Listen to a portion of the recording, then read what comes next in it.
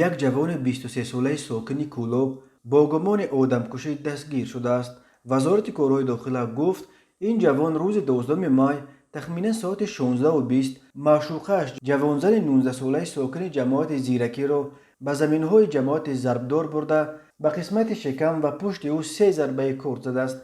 در نتیجه جبری دیده جراحت‌های وزن جسمانی برداشته در جای حادثه به هلاکت رسیده است. تفصیلات دیگر قضیه هنوز دسترس نشده است. به این جوان اکنون بر اساس ماده 104 کودکس جنایی تاجیکستان برای آدمکشی از 8 تا 15 سال زندان، ولی اگر عملش همچون آدمکشی با بیرحمی مخصوص تعبیر شود تا 25 سال زندان تهدید میکند. روز 13 مای ساعت 13:40 ساکن 24 ساله واسه علیشاد خدایقلوف با ماشین اوپل استرا هنگام حرکت از سمت شهر کولا به سمت شهر دوشنبه در حدود نورک از عهده اداره واسطه نقلیات نبرآمده و اسپیدرون نابالغ فخرالدین رستم سال تولدش 2006 ساکن جماعت پول سنگین شهر نورک را پخش نموده است. در نتیجه نابالغ جراحت‌های وزن جسمانی برداشته در بیمارخانه به هلاکت رسیده است. هر سال بر اثر صدمه‌ها در راه‌های تاجیکستان تا 400 نفر به هلاکت رسیده، بیش از 1200 تن دیگر معیوب می‌شوند.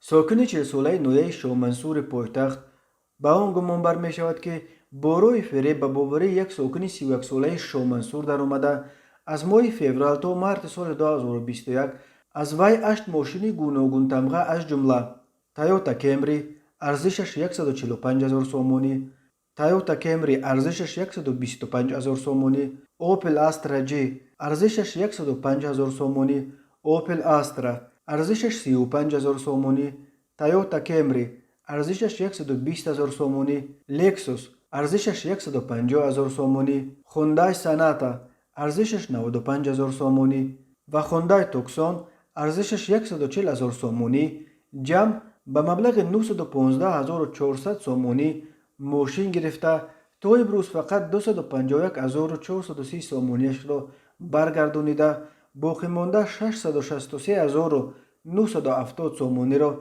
به منفعت شخصیش صرف نموده است.